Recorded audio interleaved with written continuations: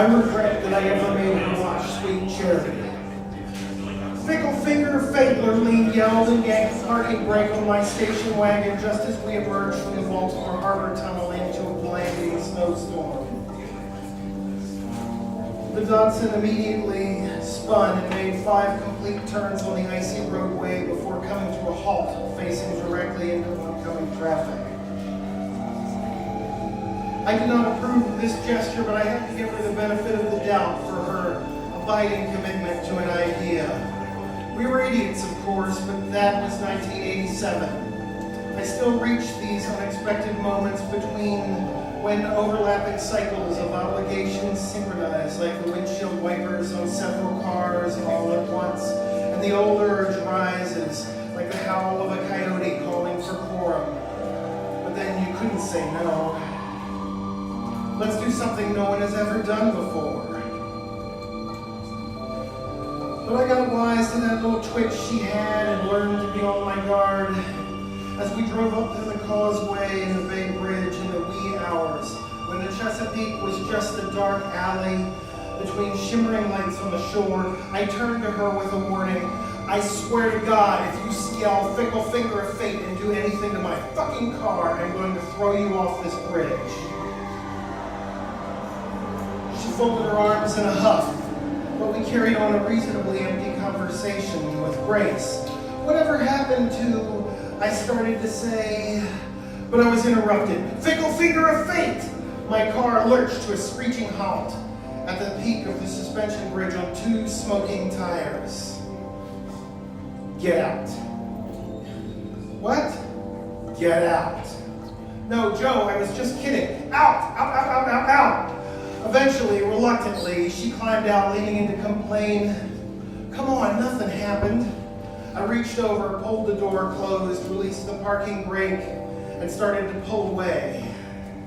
She ran along next to the car, as skinny and loosely animated as the ingenue in a 1930s cartoon, her jacket flapping in the breeze like wings. There's no walkway. This bridge is 10 miles long. I'll get killed.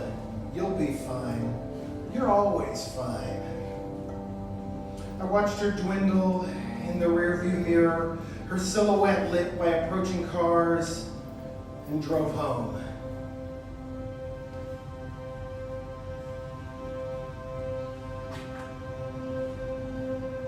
It started in 1983, and I rode my red Schwinn 10-speed 5 miles from Skaggsville to her trailer park by the racetrack's overflow parking lot. She got on her 2 small pink Ross with a white wicker basket encrusted with plastic flowers, and we rode 3 miles to the shopping center, stopped at a fine Scottish restaurant for lunch, which I paid for because I'm a gentleman, and I had my first ever McNuggets, which had only recently been introduced. And I was in love with bad chicken. Afterwards, we rode over to the movie theater and watched the same film 3 times in a row. And she did not get a goodnight kiss, though her grandmother with dementia seized the opportunity, grabbed me with surprisingly strong hands, hollered, "Oh, Lurleen, you better keep that boy. He's just like a movie star out of Hollywood," and proceeded to give me a prolonged, full-face, flappy-lipped kiss that left great smears of coral-colored old lady lipstick all over almost every inch of my face. As I walked in, my father looked up and made the kind of noise that was simultaneously informed by disbelief and hilarity. "I take it your date went well?" "What?"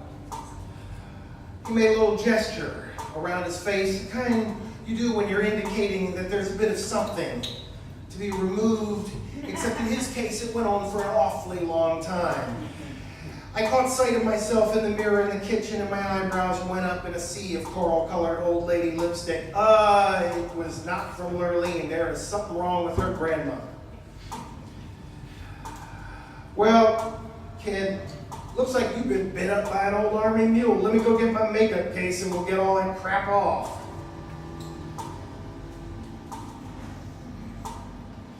Now, we walked out of the movie theater as changed persons, still buzzing, still wild with the stupid energy of our age. I unlocked my Schwinn and her two small pink Ross with a white wicker basket encrusted with plastic flowers, and we rode off to Overcome to Talk. We're going to see that movie again, Lurleen said, and she was correct. We were at virtually every weekend showing of Purple Rain, sitting through every show until the theater closed for the night, riding 3 miles back to her trailer park in a wild whirl of conversation. It was the summer of Prince. Lurleen had adopted a purple scarf, a long flowing purple scarf, and I took to wearing a purple bandana from a gas station vending machine tied around the knee of my jeans in what I thought was an entirely Minneapolis gesture. It was, to view with an adult perspective, a terrible film, but we were sure somehow that it was all about us. So the first night, we left the theater in the dark, raced across Route 1 with our bikes to the secret shortcut to the train tracks that was the express route to her trailer park, and emerged on the cracked asphalt plain of the abandoned drive-in, where all the poles that were meant to hold speakers stood at an assortment of angles in the glare of a single sodium lamp. A figure emerged from the brush at the edge of the lot, and we picked up the pace, but he matched our movements and met us midway across. He raised a hand. I saw a glint of metal. I looked up, my eyebrows sky high, and I could see nothing but a strange metallic beard, as silvery and inexplicable as his knife. Some money, he said, as if he'd started the sentence in his head and only turned his mouth on at the end. Why? Lurleen asked. I felt as though I was meant to do something heroic, but I couldn't move. We spent it all at the movies, she said. The man's shoulders slumped. Besides, that's a butter knife. What are you going to do, spread us to death? She let the bike drop, took the knife, and took the man in her arms. I'm sorry, she said. So sorry. And the encounter unwound and then ended. As we walked our bikes northward, stepping carefully along the railroad ties, I had to ask, who the hell was that? It was my cousin. What's wrong with his face? He huffs things. Huffs things? Yeah, you know, like spray paint and glue and gasoline. Why? I don't know why. I think he's just sad. I think he's just sad all the time. So why doesn't he stop? He tries, Joe. It's hard. Come on, let's go before the train comes.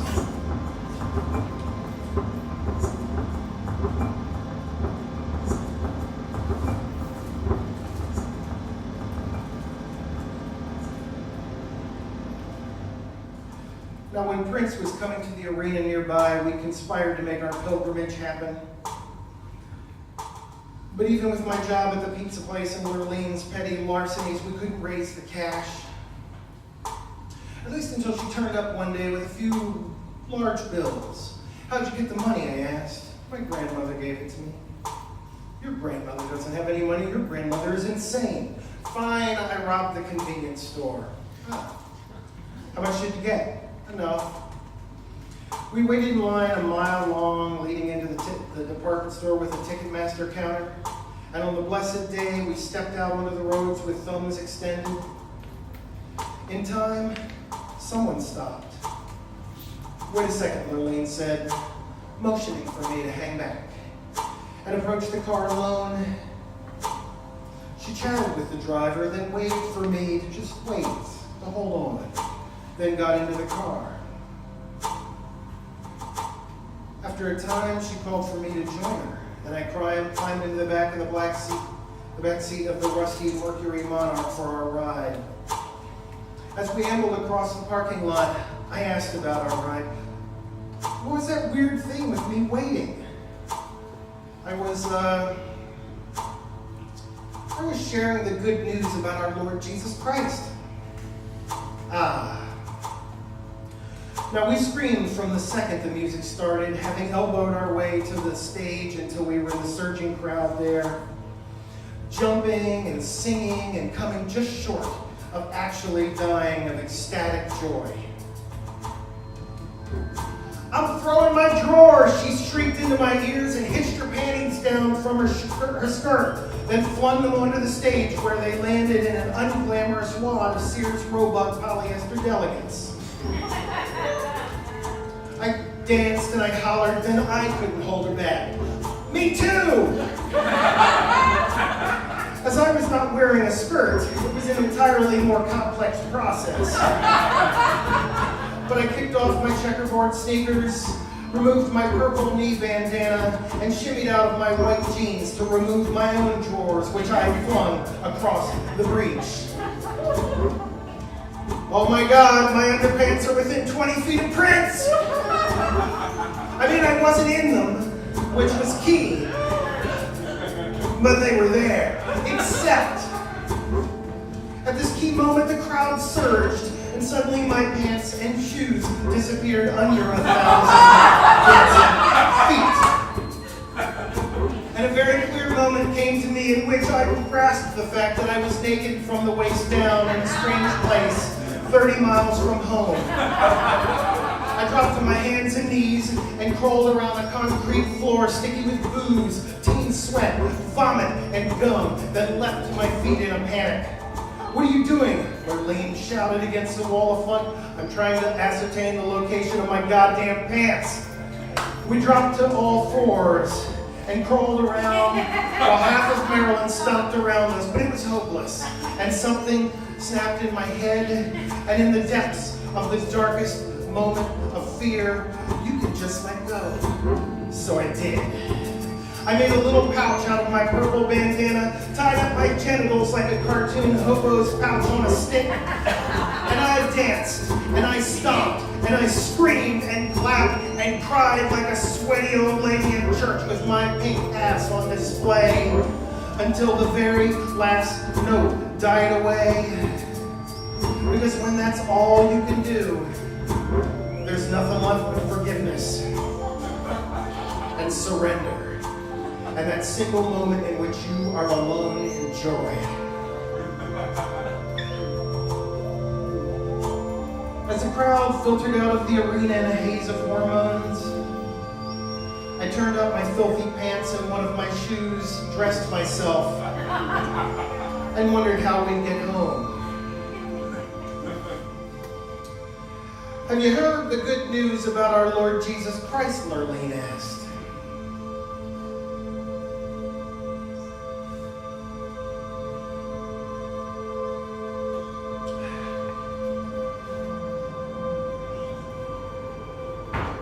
We dropped out of school simultaneously.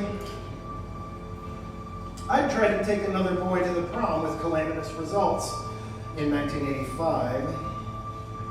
And she decided that her true calling was to run away to New York and stalk Cyndi Lauper until she weaseled her way into the squeaky voice singer's entourage.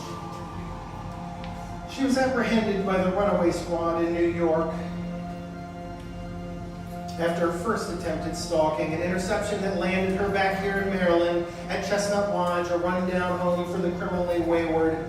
And I wrote to her to formalize my rationale behind my no longer calling her my girlfriend. And we became pen pals with great difficulty, largely because she only wrote in the formal structure of Prince lyrics. The letter I, the letter M. So glad the letter U felt like the letter U could tell me the truth. She wrote in a stream of mixed letters, numbers, and words that almost required the services of an Enigma machine and a team of code breakers. The letter I, the letter M, just sad the letter U could not the letter B, the letter U, the letter B, the numeral 4, the letter B, because of how the world treats crazy people, like the letter U, the letter N, me. The letter U got the numeral 2, the letter B, the letter U, love the letter U. So she got out of juvie, went back to New York, and I'd catch the cheap bus up there every few weekends to be the small town boy in the big dirty city. And we would visit familiar sites to reenact our favorite scenes from old movies with sufficient conviction that she once let me push her off a bridge in Central Park to capture the perfect Shirley MacLaine moment. We were pandemonium angels again, crusading against rampaging beigeness. So at the Met, we wandered, overcome by how much art there was, and I stopped to admire a tiny painting, then crossed the room to stare at another until a stir behind me made me turn to see the security guard grabbing her just as she was putting the tiny painting I'd admired into her purse. "What are you doing, lady?" the guard yelled. I stood on the other side of the gallery, transfixed but glued to the spot, and her look was quizzical, then beatific, then ecstatic. And she lowered the purse to the floor and reached out to the guard, who went cross-eyed with disbelief. And she touched the tip of his nose with a finger. "Did I mention," she said, and the room was deadly silent as everyone in the place was focused on the floor show, "that last night I dreamed I was you." In less than an hour, the two of us had strolled out of the Met, untouched and uncharged, with a selection of complimentary postcards, full-color glossy calendars, and a selection of some of the world's great works of art in slide form, and you could almost see our wings unfolding in the sunshine. It works every time. Well, sometimes you end up in Bellevue, but usually not for long. I just shook my head, but it did always seem to work for her. I saw her less and less, and she seemed to be on a different timeline than mine, showing up in her fake leopard coat, looking more like her grandmother every day. Often I'd know when she was in town only when angry truckers would show up at my front doorstep with no pants, beating on the door and shouting, "Lurleen, you get out of there!" Lurleen does not live here, I'd informed them, opening the door on the chain. "I don't know what she told you, but I haven't seen her in a year and I really can't help her out. That goddamn bitch took my pants!" And on her schedule, she would eventually appear, chain smoking and bearing peculiar gifts. "Still sharing the good news about our Lord Jesus Christ, I see. I got you a hula hoop," she said, stating what the hula hoop that she was holding had made readily apparent. "You can't stay. I'm going to work. Can I sleep on your couch?" "I'm drowsy." "Ugh, yes, but not if you smoke." "I won't smoke." I returned at the end of the day, tired, after a late shift, to find that she managed to set my entire sofa on fire, along with a substantial portion of the fuzz on her fake fur coat, in a tableau in which she had left a Lurleen-shaped hole of unburned upholstery surrounded by blackened ruin. "You burned my fucking couch!" I shrieked at her. I waved the smoke out of the air. She sat up, listless and confused, then robotically reached into her purse for a cigarette and lit it. I snatched the cigarette and angrily stubbed it out on her forehead just above the bridge of her nose. "Ah, you hindered me," she said, and she was alert at last and laughing, but I was not laughing. Out now," I said, and I pushed her out the door.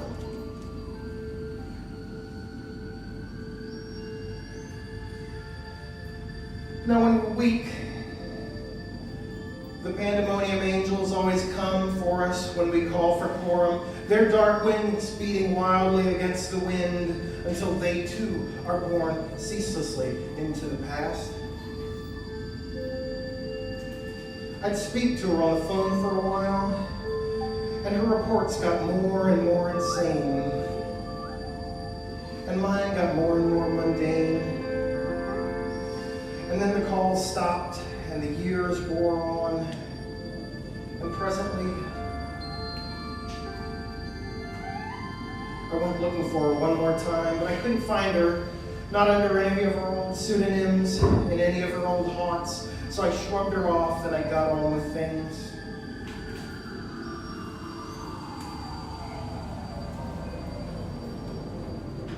Sometime later, I sat behind the wheel of my truck in a frustrating moment of a frustrating time, lit in blue and red lights, and pondered my next move. The cop stepped over and asked the usual question. Sir, are you aware why I pulled you over? I think maybe I was doing right around the speed limit, but I paused too long and I broke into a sweat and I was stressed, tired, and too broke to pay a ticket, and something snapped in my head and I reached up through the window with a single finger extended and touched the tip of his nose with a little involuntary boop. After which I said, last night I dreamed I was you. Now for a second it seemed like the world was about to tip off its axis. The cop's eyes narrowed, and I withdrew my inexplicable finger, leaving the 7 words twitching in the air like epileptic hummingbirds.